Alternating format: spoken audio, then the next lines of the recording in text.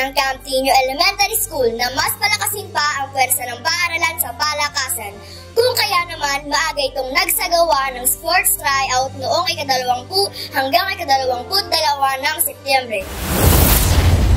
Kapansin-pansin din ang mga bagong kategorya na maaaring salihan ng mga batang kampo. Kabilang ngayong taon ang dance sports at gymnastic na pangungunahan ni Binibining Patricia Alinan at Binibining Rowena Levida. Umaasa kami na mapapadaling ng players sa regional meet maging sa talarong pambansa. And we are not just hoping but we do our best to develop quality players competing national level.